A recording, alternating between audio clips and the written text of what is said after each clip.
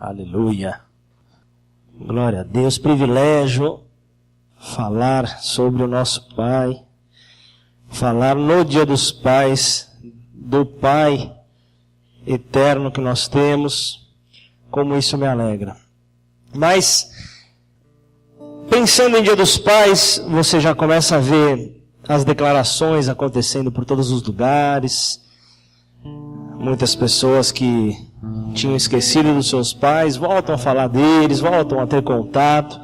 Mas quando eu lembro do relacionamento que eu tive com meu pai, eu lembro de muita alegria. Eu lembro que mesmo eu sendo um filho de casal separado, ele sempre foi muito presente. Tão presente ele era, eu me lembro que quando eu era pequeno, algum amigo de escola me mostrou o caminho certo a seguir, e eu não me tornei São Paulino que nem ele.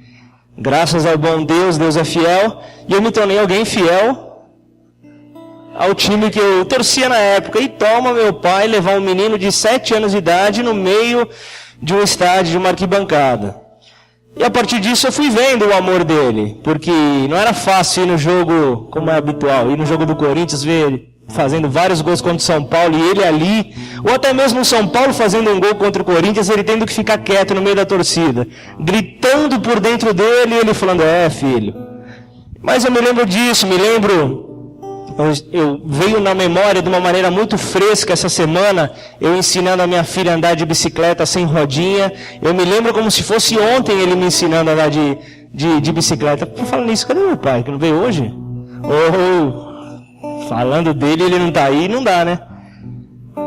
Me lembro dele me ensinando a andar de bicicleta, como isso ficou gravado, como foi importante na minha vida.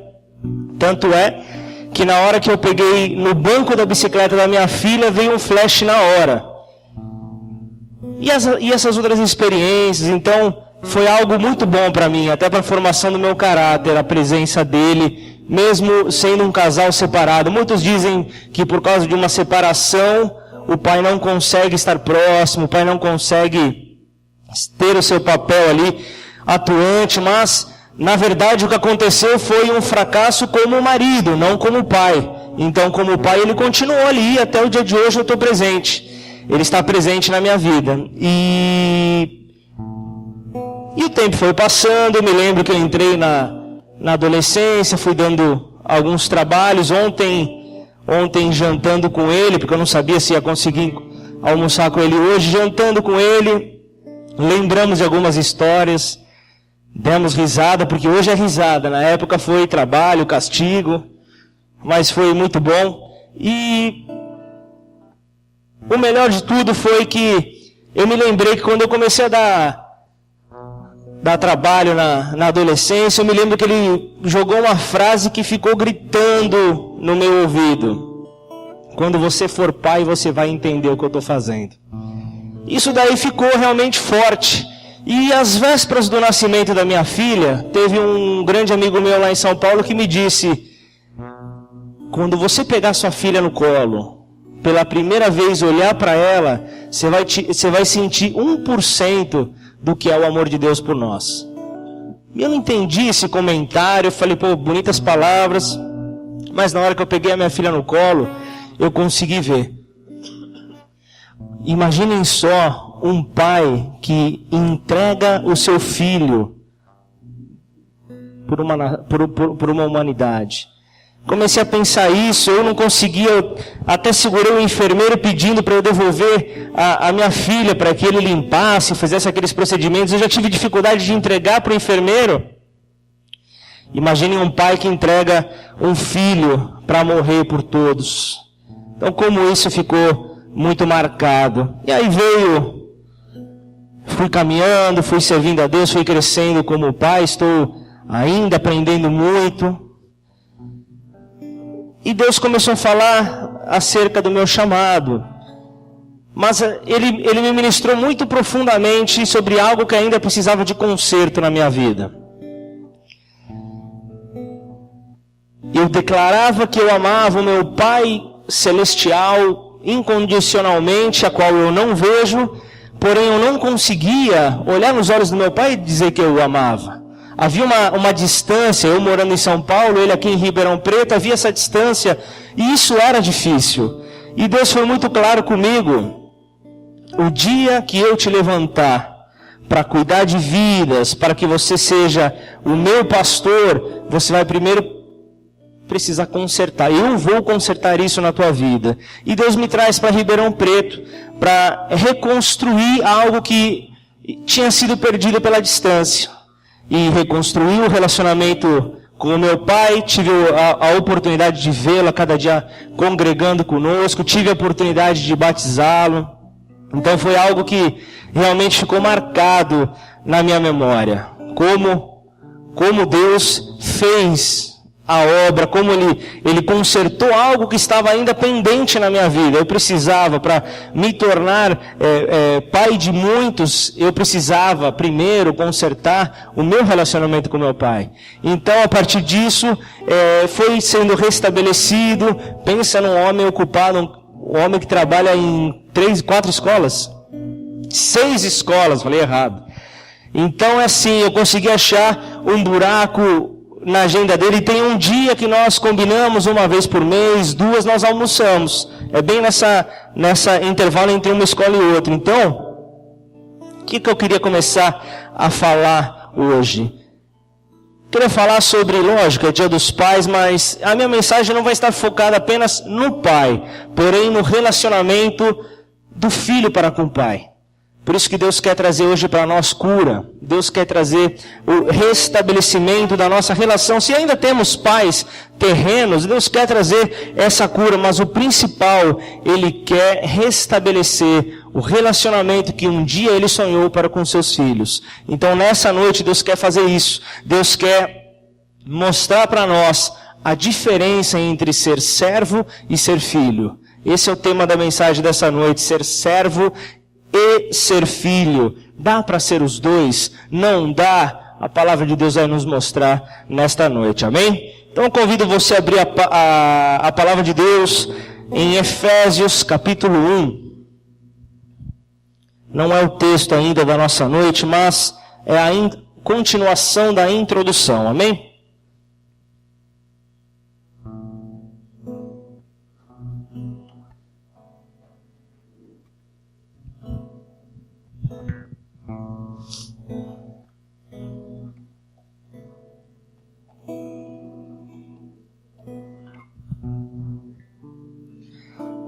Você que tem ainda pai terreno, quer honrar o seu pai, declare o seu amor para ele. Quer honrar mais? Faça na frente de todos: Pai, eu te amo, para que todos saibam, mas principalmente para que você saiba. Amém? Honre ao seu pai. Mandamento com promessa, para que te sejam longos os teus dias na terra. Amém? Efésios capítulo 1, vamos do versículo 1 em diante. Paulo, apóstolo de Cristo Jesus, pela vontade de Deus, aos santos e fiéis em Cristo Jesus que estão em Éfeso. A vocês, graça e paz da parte de Deus, nosso Pai e Senhor Jesus Cristo. Bendito seja o Deus e Pai de nosso Senhor Jesus Cristo, que nos abençoou com todas as bênçãos espirituais nas regiões celestiais em Cristo. Porque Deus nos escolheu nele antes da criação do mundo, para sermos santos e irrepreensíveis em sua presença. Em amor nos predestinou para sermos adotados como filhos por meio de Jesus Cristo, conforme o bom propósito da sua vontade, para o louvor da sua gloriosa graça, a qual nos deu gratuitamente no amado. Amém? Põe a mão sobre a sua Bíblia, vamos orar? Querido Pai, em nome de Jesus, Senhor, entregamos esse momento em Tuas mãos, Senhor. Declaramos, ó Pai, que sem a Sua aprovação, sem a Sua presença, sem o Seu consentimento, Pai, nós não daremos um passo sequer, ó Pai. Por isso, nesta noite, ó Pai, que o Senhor seja engrandecido, Pai. Que o Senhor seja exaltado através das nossas vidas, ó Pai. Estamos aqui para prestar culto a Ti. Por isso, em nome de Jesus, ó Pai, sonda o coração de cada um que aqui está, Senhor. Somente o Senhor sabe, ó Pai, os questionamentos, as perguntas, as mágoas e as feridas que existem dentro, Pai, de cada coração relacionado ao nosso Pai terreno, ao nosso Pai celestial. Somente o Senhor sabe, Pai. Somente o Senhor tem, ó Pai, a oportunidade de sondar os nossos corações. Por isso, Pai, traga, Senhor, as respostas que precisamos nesta noite, ó Pai. Traga, Senhor, o entendimento que temos que ter para corrigir os nossos caminhos, mas que principalmente possamos corrigir o caminho que nos leva até Ti. Aí, por intermédio de Jesus, queremos, ó Pai, prestar um culto agradável a Ti, Senhor. Queremos prestar uma adoração genuína, uma adoração pura. Queremos, ó Pai, ter atitudes, ó Deus, como vimos aqui, Senhor, no teatro, Pai, na qual fizemos, ó Pai, para os pais e para Ti, Senhor. Ó Deus, a mesma atitude de Abrão, Senhor, que quando ouviu, ó Pai, a Tua voz, ele não hesitou, pois ele sabia que o Senhor traria a provisão, o Senhor iria prover sobre a vida dele. Por isso, em nome de Jesus, ó Pai, que esse mesmo temor, que essa mesma dependência cega da nossa parte aconteça em relação a Ti, que quando ouvirmos a Tua voz, quando lermos, ó Pai, e formos ministrados por Ti, que não haja, Senhor, nenhum tipo de questionamento direcionado a Ti, direcionado à Tua palavra, mas que possamos a cada dia, Senhor, viver o Teu bom, o Teu agradável e o Teu perfeito propósito e vontade para as nossas vidas. Por isso, em nome de Jesus, ó Pai, acampa anjos aqui ao redor desse salão. Deus, em nome de Jesus, que o Senhor possa, Pai, aquietar o coração de cada um que aqui está. Que possamos nesta noite, Pai, receber o melhor e sermos curados, ó Pai, de todo e qualquer tipo de ferida, Pai, que possa existir dentro de nós.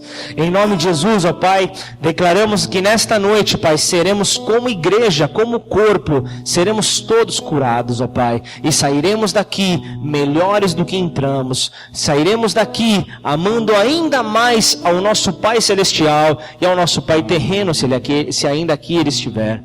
Por isso, em nome de Jesus, ser adorado, ser engrandecido, entregamos este momento em Tuas mãos, em nome de Jesus. Amém? Aleluia, ser adorado, Senhor.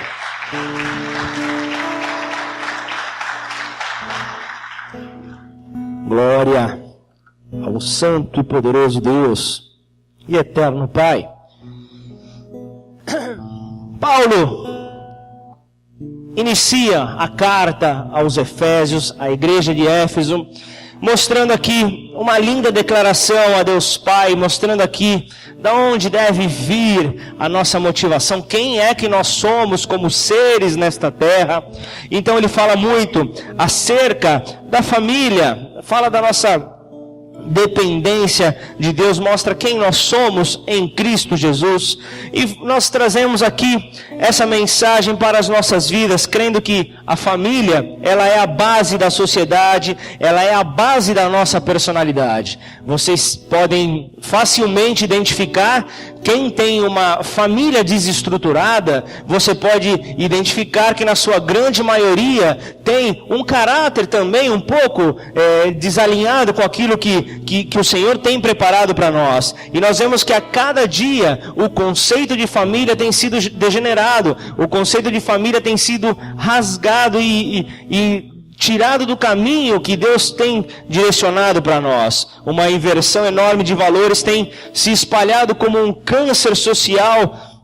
E nós vemos que a cada dia os conceitos primordiais de família que Deus tem desenhado para uma sociedade tem sido arrancada. Nós vemos então que o fato de que 1 a cada 4 crianças, elas não têm o nome do pai registrado na sua certidão de nascimento. Nós vemos que isso são estimativas feitas por especialistas do Conselho Nacional de Justiça em cartório. Então nós começamos a ver que o conceito de paternidade, ele começa a ser arrancado da sociedade. Isso tudo, se você tiver um pouco de discernimento espiritual, você começa a identificar a preparação para a vinda do anticristo, na qual é degenerado a função do pai, é arrancado os primórdios que Deus estabeleceu para a terra.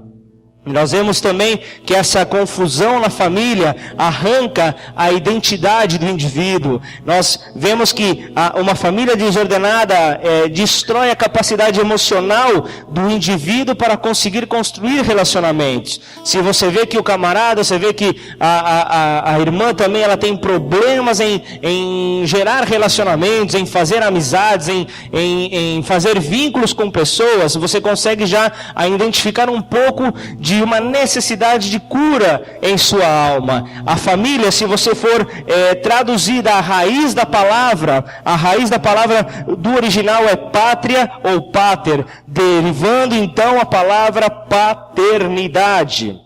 Então, Deus, Ele é o maior interessado em manter um relacionamento de pai para com o filho. Ele é o maior interessado. Quando ele decide formar um povo para si, ele precisava de uma qualificação. Ele precisava de uma qualificação que pudesse perpetuar a paternidade. Então ele se torna um pai de uma sociedade, um pai de um povo, para que então o seu nome fosse dado a cada um de nós. Cada um de nós temos o sobrenome celestial. Temos o Pai por filiação. Nós temos esse Pai, nós fomos adotados pelo nosso Pai, o Pai de Cristo Jesus, o Deus Criador da paternidade. Ele é que se apresenta como o nosso Pai. Ainda no livro de Efésios, não é o nosso texto, no capítulo 3, versículo 14 e 15 diz assim: por essa razão ajoelho-me diante do Pai, do qual recebe o nome toda a família, nos céus e na terra. Paulo lhe declarando, pela razão ali, o poder de Deus. Nós temos a Deus como nosso Pai, então ele se prostra diante de Deus Pai, na qual recebe o nome toda a família, nos céus e na terra. Amém? É dessa maneira que nós vamos então começar a entrar na palavra nesta noite. Foi ministrado agora há pouco uma mensagem acerca da parte financeira, e eu me lembro, sempre quando fala sobre financeiro, eu me lembro muito do livro de Malaquias, que ele é um livro que tem várias, nós vemos que tem várias funções. Um livro, ele tem ali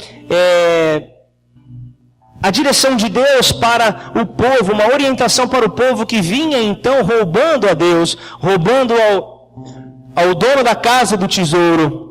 Nós vemos também Deus sentenciando, trazendo um juízo sobre um povo que estava em pecado, sobre um povo que estava errado, uma liderança que estava contaminada. Mas no final do livro tem um versículo que é muito apropriado para o dia de hoje, que ele diz: e então ele fará com que pais e filhos façam as pazes, para que eu não venha castigar o país e destruí-lo completamente. Amém? Então o que ele quer nos orientar nessa palavra? Ele quer capacitar então os seus filhos para restabelecer esse relacionamento com ele, com o Pai, como filhos, deixar um pouco o lado de querer servir, mas também aceitar o amor do Pai, aceitar o amor que vem dele, para que haja o relacionamento como prioridade nas nossas vidas. Deus como a verdadeira prioridade, como o ponto inicial. E além do mais, ele quer nos ensinar com essa mensagem que cada um de nós, como filhos, aprendemos a colocar o outro à nossa frente. Isso é o amar ao nosso próximo como a nós mesmos. Isso é um grande ensinamento de Deus. Mas também ele quer nos ensinar a relacionar com as dificuldades diferentes que acontecem em N situações nas nossas vidas. Por isso é que nós vamos nessa noite falar sobre uma pessoa. Eu vou focar a mensagem desta noite sobre uma pessoa, mas eu vou apresentar algo que pode ser que seja um pouco confuso. Pode um homem um homem segundo o coração de Deus, ser um péssimo pai? Dá para a gente fazer essa associação? Sim ou não? Eu vou mostrar que a Bíblia diz que sim. Rei Davi, o homem segundo o coração de Deus, foi um péssimo exemplo de pai. Vou dar aqui várias base para falar isso daqui, para afirmar isso que eu estou declarando. Um homem segundo o coração de Deus, porque ele se arrependia genuinamente diante do seu pecado, porém, era tanta a necessidade dele de se focar nas suas vitórias, nas suas conquistas, naquele homem de guerra, que ele deixa a família de lado. Vamos ver se eu estou falando besteira, se a palavra de Deus me dá base para falar isso. Um homem segundo o coração de Deus, um bom rei, mas um péssimo pai. Isso é o que Deus quer falar para nós. O que é que começou a desvirtuar o caminho do pai Davi? Gênesis 4, tudo começa no início, já traz um ensinamento. Se você fizer o bem, não será aceito, mas se não o fizer, saiba que o pecado o ameaça à porta. Ou em algumas versões, saiba que o pecado jaz à porta. Ele deseja conquistá-lo, mas, aqui tem a condicional, mas você deve dominá-lo. Amém? Ponto, fechamos aqui a introdução. Entramos então, agora sim, segundo livro de Samuel, vá lá, capítulo 12. Muitos, por desconhecerem a palavra, acreditam que o pecado ficará para sempre em oculto. Segundo livro de Samuel, capítulo 12.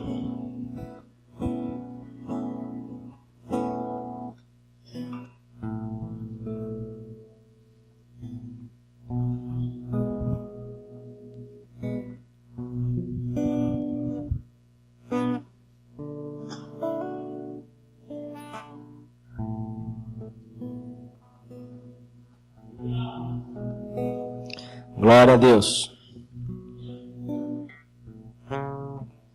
Segundo livro de Samuel, capítulo 12, todo mundo achou? Vamos lá, quem não achou, pega a carona com quem está do lado. Começa o capítulo 12 de 2 Samuel assim.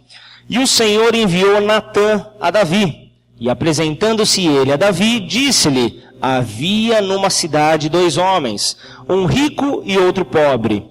O rico possuía muitíssimas ovelhas e vacas, mas o pobre não tinha coisa nenhuma, senão uma pequena cordeira que comprara e criara.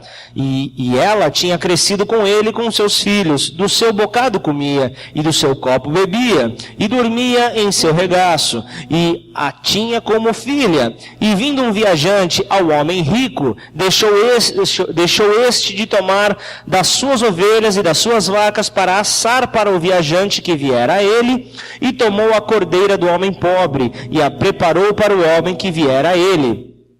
Então o furor de Davi se acendeu em grande maneira contra aquele homem, e disse a Natã: vive o Senhor, que digno de morte é o homem que fez isso, e pela cordeira tornará a dar o quadruplicado, porque fez tal coisa, e porque não se compadeceu.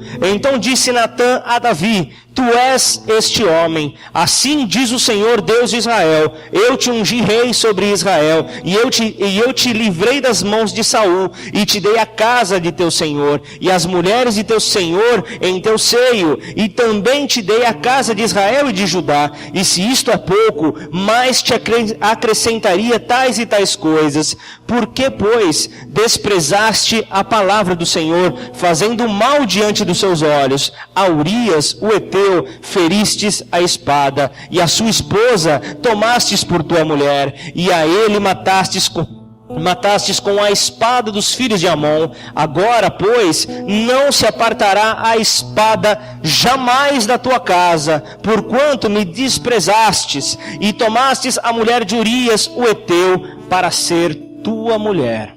Até aqui. Amém? Esse texto que acabamos de ler, ele vem em seguida de um pecado cometido pelo homem segundo o coração de Deus. Um homem segundo o coração de Deus que teve em suas mãos sangue, teve adultério, mas se arrependia de todo o coração, colocava sua cara em pó. O que aconteceu com esse homem? Se você não conhece a história foi mais ou menos assim. Havia uma guerra ali acontecendo com o povo de Israel, na qual o povo estava envolvido. E ele, como rei, como alguém que deveria estar na guerra, ele se ausentou da guerra. Ele saiu da guerra e ele foi para uma condição aonde o nosso inimigo ama. Ele foi colocar-se sozinho.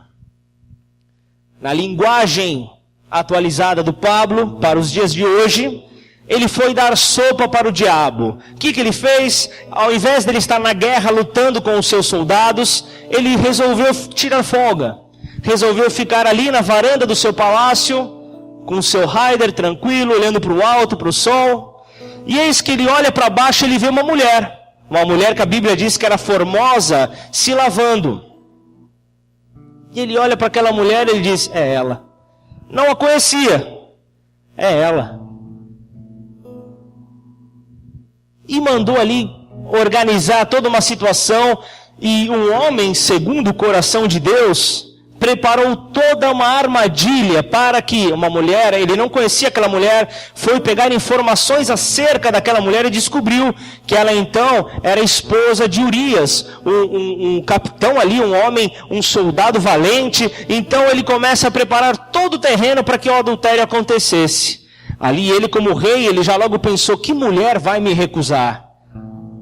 E prepara tudo ali, manda Urias para a frente da batalha, mas ele diz, seja o primeiro, para que quando vier o exército inimigo, você não vai escapar, vai vir uma bala, vai vir alguma coisa, vai vir uma pedra, vai vir um cavalo, alguma coisa vai vir e vai matar esse homem.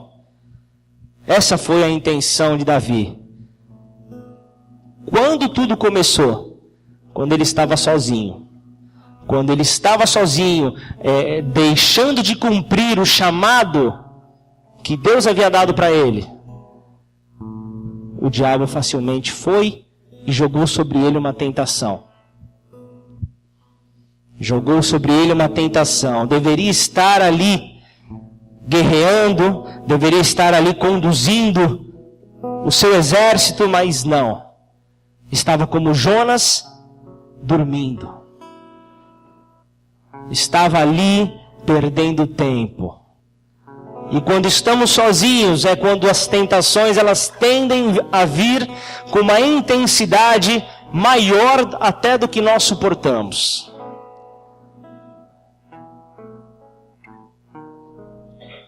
E todo pecado traz as suas consequências, amém? O salário do pecado qual é mesmo? A morte. A palavra de Deus diz isso. Então, como todo pecado traz as suas consequências, o pecado de Davi não foi diferente. O pecado de Davi, em primeiro lugar, trouxe a vergonha sobre ele. Como pode um rei, como pode um homem admirado em todo Israel, um homem que era reverenciado ali as atitudes que tinha diante do povo, pelo carisma que tinha, como pode um rei cheio de conquistas, um rei cheio de vitórias, sentir-se pequeno diante da tentação, sentir-se sem forças diante do pecado, diante do peso sobre os seus olhos? Péssimo testemunho que Davi estava dando para todo o povo de Israel, para os seus familiares, principalmente para os seus filhos. Qual era o exemplo que ele estava passando ali para o futuro, para os seus filhos que ainda viriam? Qual que era o exemplo que ele estava, o legado que ele estava preparando para lançar à frente? Imaginem só, vulgarizando o nome do Senhor. Um rei. Só que nada fica em oculto. Ele pensou que toda essa artimanha, por ele ter tanto poder, tudo ficaria encoberto. Tudo ficaria sem nenhum tipo de problema e facilmente colocariam ali uma pá de cal sobre a história. Só que Deus não deixa nada em oculto. Amém? E Deus prepara um profeta seu. Eis que se levanta Natã. Eis que se levanta um homem enviado do Senhor. Imaginem só a responsabilidade de Natã. chegar para o rei, chegar ali para o todo-poderoso do momento, a figurinha do momento, chegar, fazer ali uma breve parábola. Ele começa ali, como nós lemos no texto, a parábola do homem rico e do homem pobre. Uma vez havia um homem rico e outro pobre. Um possuía muitas ovelhas e vacas, o outro possuía apenas uma cabritinha, apenas uma cordeira. E ali Natan vai desenvolvendo a parábola, Natan vai falando acerca de tudo o que tudo que tinha acontecido por intermédio da vida de Davi, de uma forma clara, que ele ilustrasse ali e ele entendesse aquela situação, para que então ele sentisse o peso do erro que ele havia feito. Tanto é que ele nem permite que o profeta termine a parábola. Ele diz: pode parar, para tudo, tão certo como vive o Senhor. Aqui, onde está nessa passagem. O furor se acendeu em Davi e ele declara: vive o Senhor, que digno de morte é o homem que fez isso. Ele estava se condenando. Ele estava lançando a morte para a sua própria vida. Tão certo como vive o Senhor. Olha o que ele ia falando: vive o Senhor, que digno de morte é o homem que fez isso, e pela cordeira tornará a dar quadruplicado. Ele mesmo dando a sentença do que ele deveria fazer, porque tal coisa fez e não se compadeceu. Ele estava se ministrando, ele estava ali declarando por intermédio da parábola que o profeta havia explicado. Ele estava recebendo o melhor de Deus. Ele estava sendo ministrado e exortado por Deus por intermédio dele mesmo, através da palavra do profeta. O profeta ainda chega e diz: não se apartará mais a espada da tua casa. Olha só a sentença lançada sobre a vida desse homem. Um rei segundo o coração de Deus. As conquistas, ele não diz nada sobre isso. Vocês entenderam que a palavra do profeta foi: a espada não se apartará da onde? Da sua casa. Do seu exército, vai em liberdade, que o Senhor é contigo. As suas vitórias, o Senhor vai à frente. Jeová Nissi, ele é a tua bandeira, ele vai à frente te direcionando por onde quer que você deve ir. Mas da tua casa a espada não vai sair. Olha só o que Davi atraiu para a sua casa, para a sua família. Ele atrai um caos, ele atrai uma desordem. O salário do pecado é a morte. A morte, nós vemos da alegria, nós vemos a morte da felicidade, da harmonia, principalmente sobre a casa.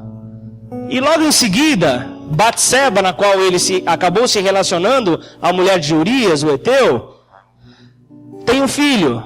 Só que o filho vai e morre. O filho de Davi com Batseba morre. Parou por aí? Não, a espada estava sobre a casa de Davi. O filho mais velho, Amon, ele estupra a filha de Davi com Maacá, a filha que se chamava Tamar, ou seja, uma irmã, um incesto acontecendo. Amon vai e estupra a irmã. Chega, né? Não, a espada estava sobre a casa de Davi. O irmão de Tamar e meio-irmão, olha só a maldição que estava rolando. O irmão de Tamar e meio-irmão de Amon, quem? Absalão, prepara toda uma armadilha para matar o seu irmão. Ele fica indignado porque o pai, que deveria ter tomado as dores, que deveria ter tomado o controle da situação, se abstém. Fica omisso diante da situação. E Absalão resolve: eu vou tomar o lugar do meu pai. Daí inicia a maldição do Absalão querer tomar o lugar do rei. Ali começa então todas as suas atenções voltadas para roubar o trono do seu próprio pai. O homem segundo o coração de Deus. Amém? Amém ou não amém? Estão comigo ou está muito rápido? Pode continuar? Aleluia. Justamente Davi. Viram só então o peso do pecado que veio sobre a casa de Davi? Justamente ele um homem valente, um homem de oração, um homem quebrantado. Mas a sua casa era conturbada, havia mentira, havia morte, havia incesto, havia a espada. Qualquer um pode falhar. Davi falhou como pai.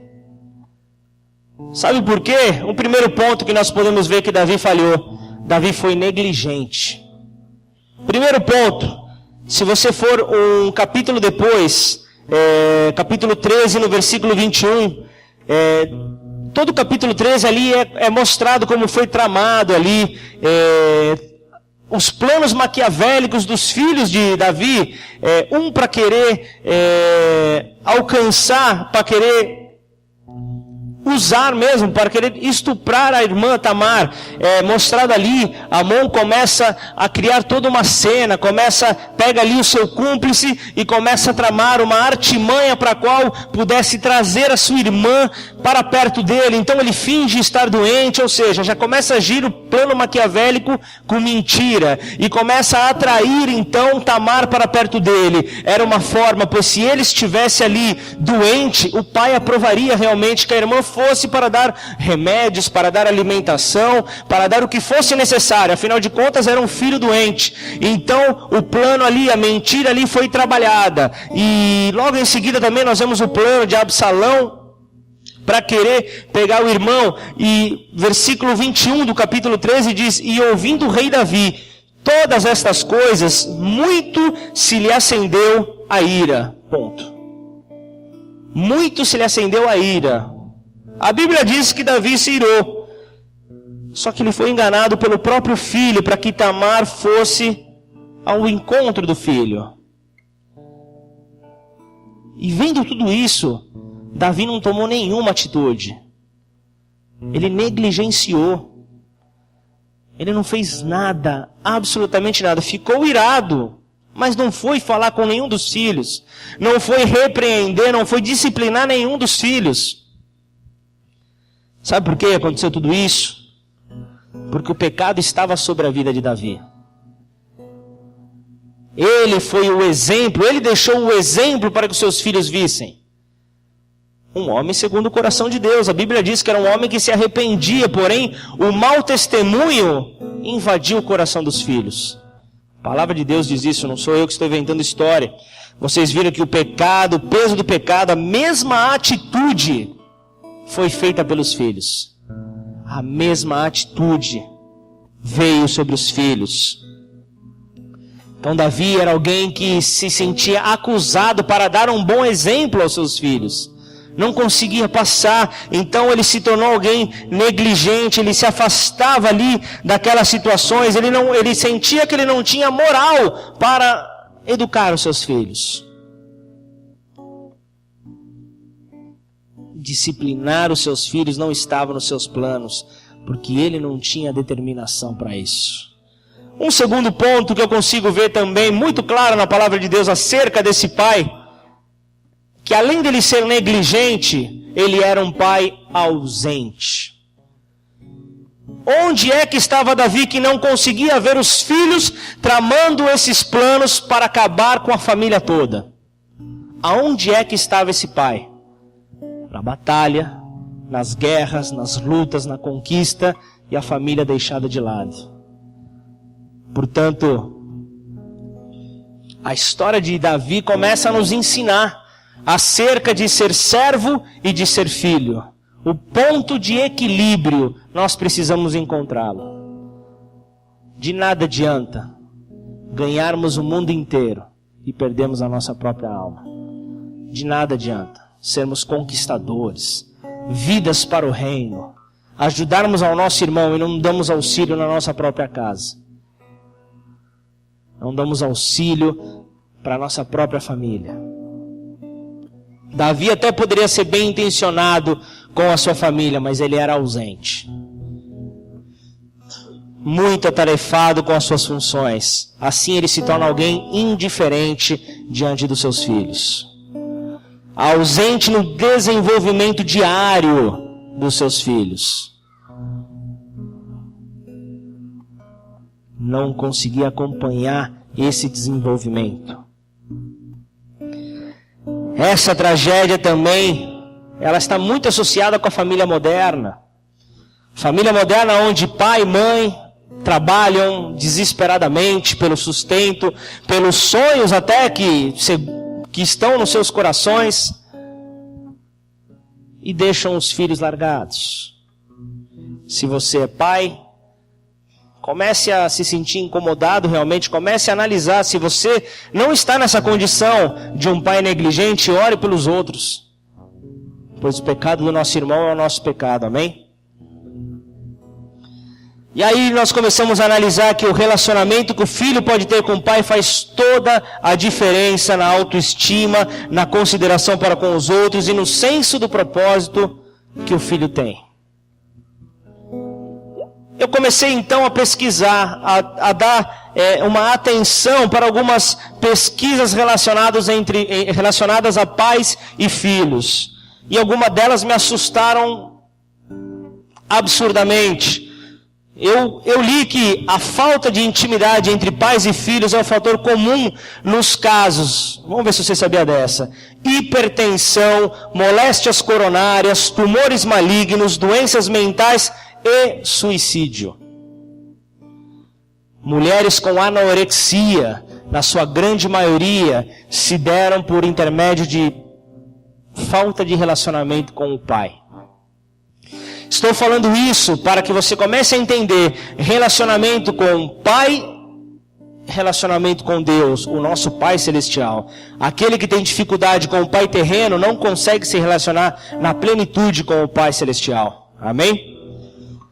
36% dessa pesquisa não conseguiram afirmar que relação sexual antes do casamento era moralmente inaceitável.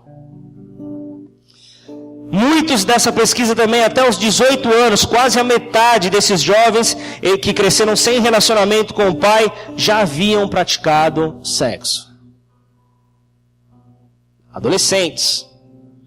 Olha só a importância de uma boa relação que a família deve preservar entre filhos e pais.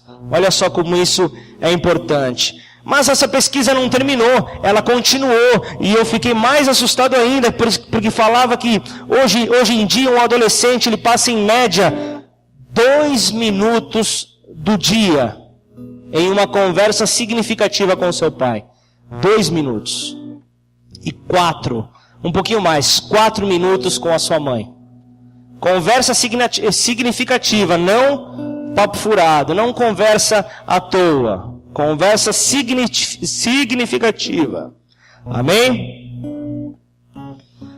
Só que o pior, 1 em cada 4 jovens que participaram dessa entrevista afirmaram que jamais tiveram qualquer conversa significativa com seu pai.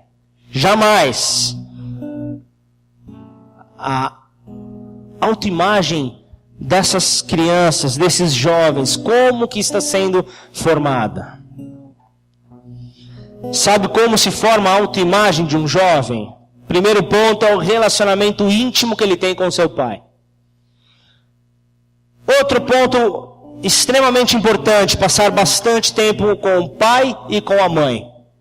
Formam a autoimagem dele.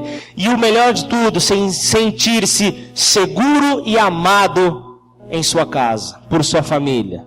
Então, eu entendi o que essa pesquisa queria dizer. Eu entendi que os pais são de importância vital para os filhos, e isso afeta diretamente no crescimento da sabedoria, na estatura, na graça, diante de Deus e diante dos homens. Amém? Davi não se importava com a companhia dos seus filhos. Um homem segundo o coração de Deus. Não se importava. A Bíblia mostra isso.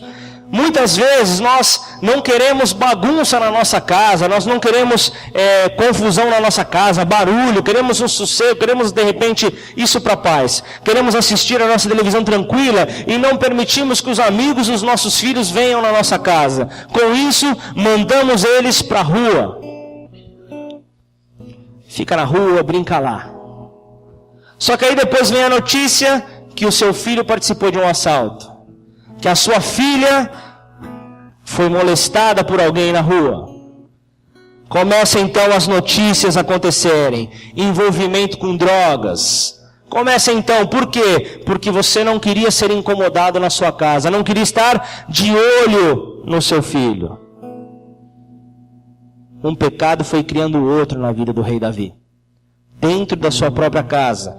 Já que Davi, ele não se posiciona como pai, por ser alguém negligente, por ser alguém ausente com os seus filhos, Absalão então começa uma tramóia contra o seu pai.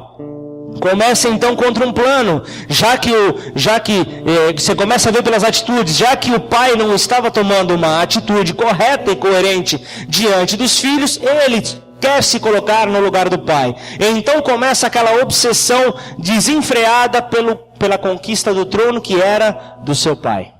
Começa então ali aquela situação acontecer, a revolta começa então com o plano para matar o seu próprio irmão. E olha como ele começa algo maquiavélico a ser gerado dentro dele. Então ele convida o pai para participar de uma festa. A festa datosa que acontecia para tosquiar os animais. Ele sabia que o pai ele não iria. Então ele faz esse convite e ele insiste para que todos os irmãos estivessem presentes. Mas, obrigatoriamente, Amon deveria estar nessa festa. Olha só. O plano já sendo tramado. Amon precisava. Agora me diz uma coisa, como Davi, como pai, nunca percebeu que dois filhos seus se odiavam? Como Davi, aonde é que estava a atenção de Davi, a cabeça de Davi, que não percebeu que dois filhos seus não conversavam entre si? Aonde é que ele estava? Um homem segundo o coração de Deus. Todos estamos sujeitos a erros, amém? Inclusive Davi. Que tipo de pai não consegue perceber isso?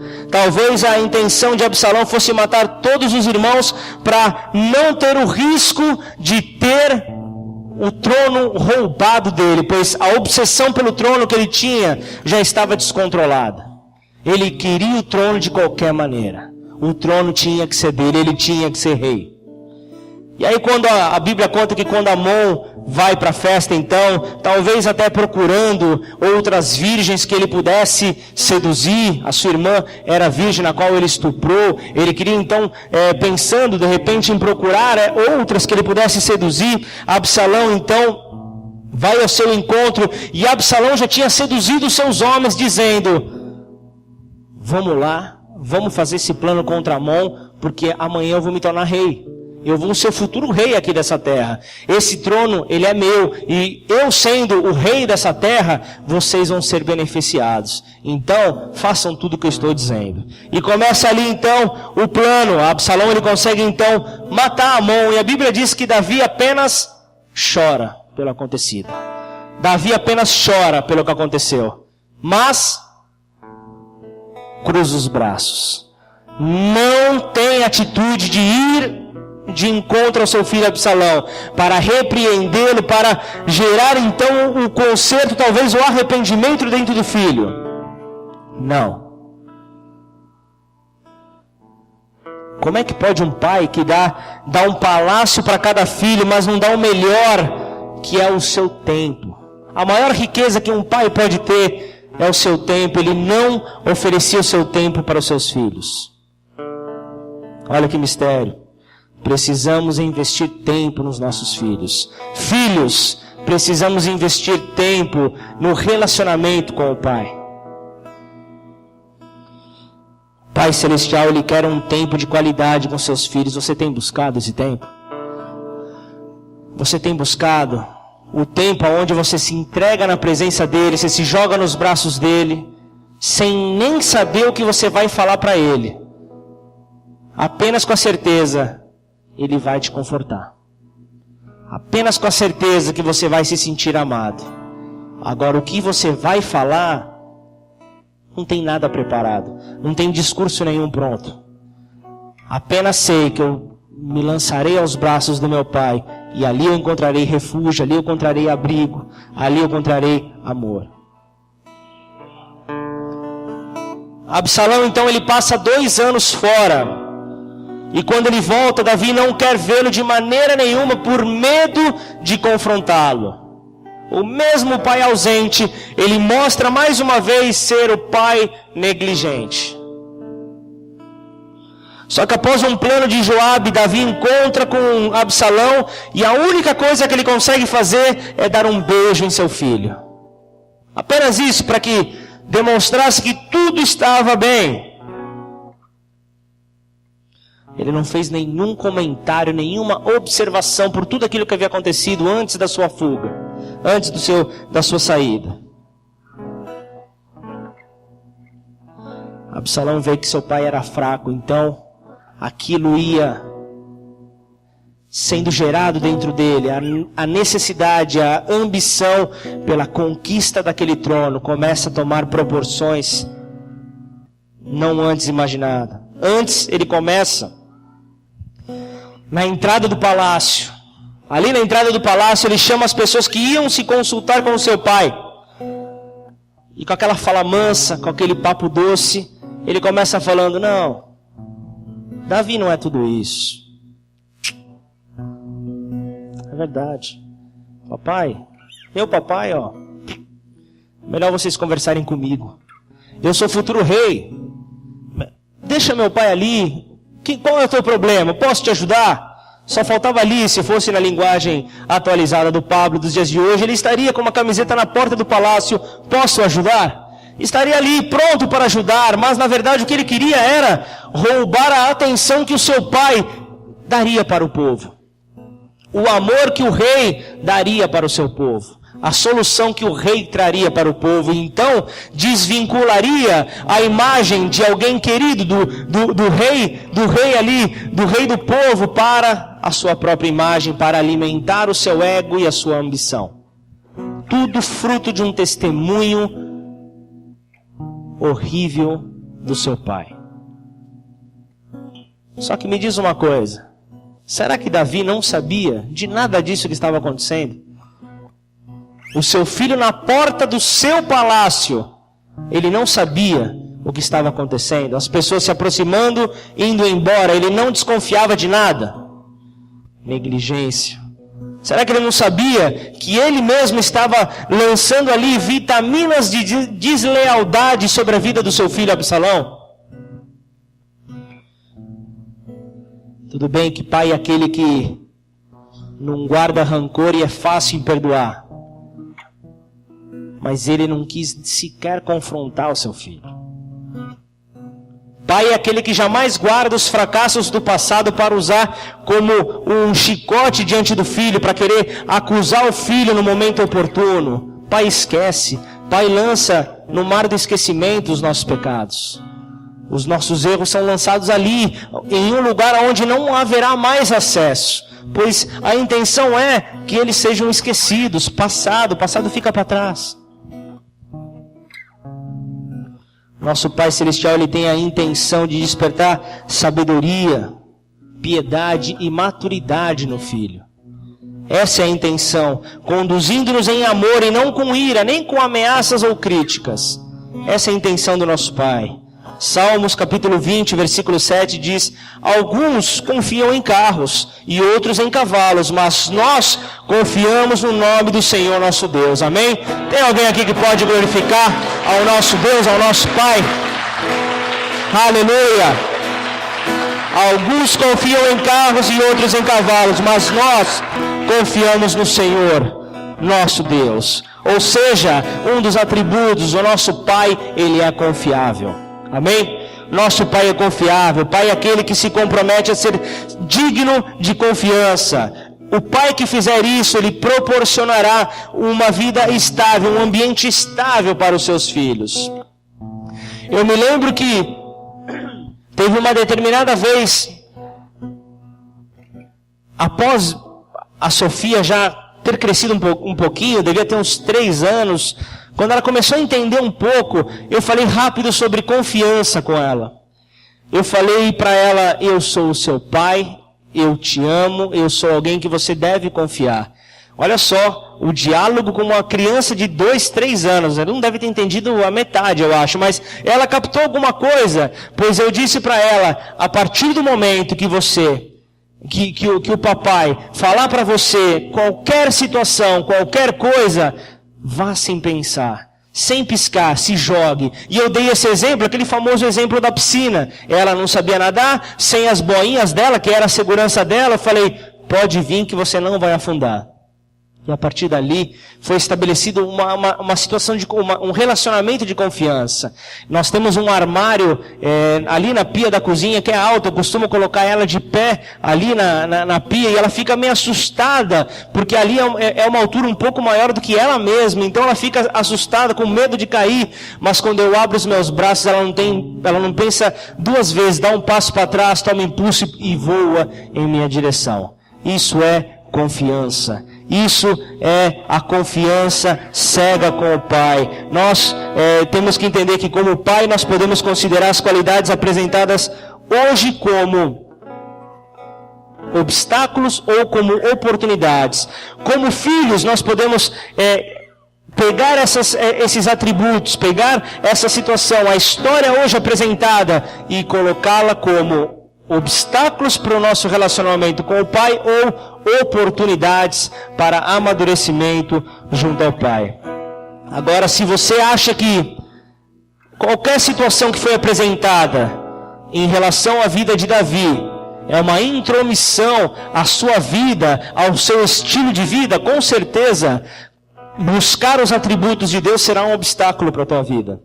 Agora, se você tenha realmente sentido que esta palavra gerou algo dentro de você, ao ponto de aumentar a sua atenção em direção ao seu Pai terreno, ao seu Pai celestial, mas principalmente com o seu Pai celestial, tudo que foi falado será uma oportunidade de crescimento, uma oportunidade de cumprir o propósito que Ele tem destinado para nós nessa terra.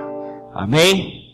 Então, se o que nós precisamos pensar que Deus, Ele quer nos mostrar nessa noite que Ele possui muitas qualidades, como Pai, como Deus Criador, Ele possui muitas qualidades, e Ele quer nos mostrar as suas qualidades e os seus atributos. Se você tiver uma caneta, anota aí que eu vou passar um pouco rápido. Ele é o nosso refúgio. Salmos capítulo 46, versículo 1. Deus é o nosso refúgio e fortaleza, socorro bem presente na angústia. Salmos 55, versículo 13. Mas eras tu, homem meu igual, meu guia e íntimo amigo, ou seja, Ele é um amigo. No Salmo 104, versículo 24, 27 e 28 diz, ó Senhor, quão variadas são as tuas obras, todas as coisas fizestes com sabedoria, cheia está a terra das suas riquezas, todos esperam de ti que lhes dês o seu sustento em tempo oportuno, dando-lhes tu, eles o recolhem, abres a tua mão e enches de bem. Ou seja, Deus, Ele é um Deus sustentador, também Ele é companheiro, conforme Salmo 138, versículo 7 e 8 diz, ainda que eu passe por angústias, tu me preservas a vida da ira dos meus inimigos, estendes a tua mão direita e me livras. O Senhor cumprirá o seu propósito para comigo. Teu amor, Senhor, permanece para sempre. Não abandone as obras das tuas mãos. Ou seja, Ele é um companheiro. E ainda existem mais uma lista enorme de atributos e qualidades. Ele é um Pai presente, Ele é um conselheiro e guia, Ele é perdoador e confiável. Amém? Esse é o nosso Deus, esse é o nosso Pai, que está à nossa disposição. Ele está apenas à distância de uma oração, na qual a fazemos em nome de Jesus, e Jesus a leva até o Pai, a conduz até o Pai. Essa é a única distância que nos separa de Deus. Agora, barreira é o pecado. O pecado nos separa totalmente de Deus. A história de Davi marcou seu reinado por guerras, por vitórias, por conquistas. Um homem usado, segundo o coração de Deus, pois era alguém que tinha temor a Deus. Ele queria que poderia perder tudo, porém a presença do Senhor não poderia sair dele. Depois, se você puder ler, Salmo 51 fala um pouco acerca da consequência que o pecado com Batseba gerou nele. A oração que ele faz de arrependimento ao Pai. Leia depois em casa, veja como essa oração é de alguém que realmente que arranca do seu íntimo a dor. Ele acaba depois, o seu reinado acaba sendo sucedido pelo seu filho Salomão. E é o início da decadência do reino. Um mau exemplo sendo passado de geração em geração. Começamos lendo o livro de Efésios que declarava: porque Deus nos escolheu nele antes da criação do mundo, para sermos santos e irrepreensíveis em sua presença. Em amor, nos predestinou para sermos adotados como filhos por meio de Jesus Cristo, por meio do sacrifício que Cristo fez na cruz por nós. Quando nós declaramos que reconhecemos que Jesus é o Filho de Deus, morreu na cruz para nos salvar, nós deixamos de ser criaturas e nos tornamos filhos.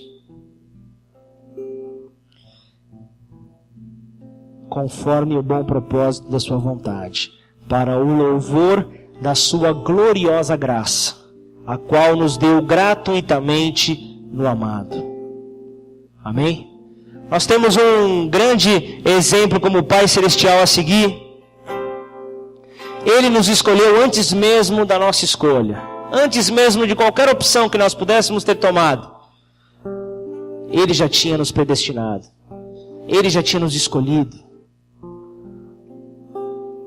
Ele já tinha ali desenhado a nossa história, Ele já tinha preparado tudo. Então o propósito do Senhor nessa noite para as nossas vidas é buscar um equilíbrio como filhos. Um equilíbrio entre ser servo e entre ser filho. Se tiver que escolher, saiba, escolha ser filho. Escolha ser filho. Deus nos chama de filhos. Deus quer que sejamos sempre filhos em primeiro lugar. Para concluir essa mensagem, abra lá em Romanos 8. Quando eu quero mergulhar na graça, eu leio o livro de Romanos. Cheio de graça.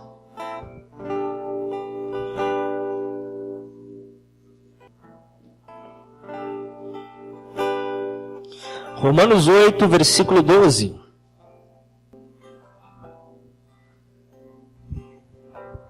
Portanto, meus irmãos, nós temos uma obrigação, que é de não vivermos de acordo com a nossa natureza humana. Porque se vocês viverem de acordo com a natureza humana, vocês morrerão espiritualmente. Aqui ele fala sobre a natureza do pecado. Olha aqui, magnífica essa palavra. Mas se pelo Espírito de Deus vocês matarem as suas ações pecaminosas, vocês viverão espiritualmente. Pois aqueles que são guiados pelo Espírito de Deus são filhos de Deus.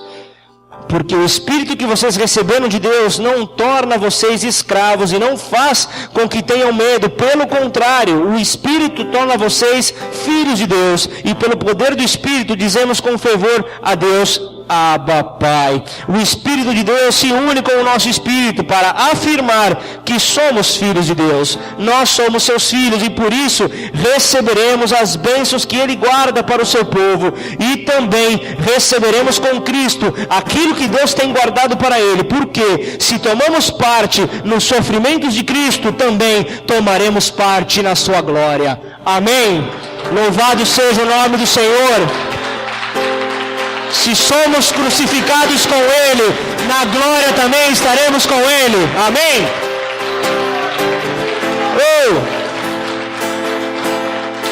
Aleluia! Gostaria que você curvasse sua cabeça e fechasse seus olhos.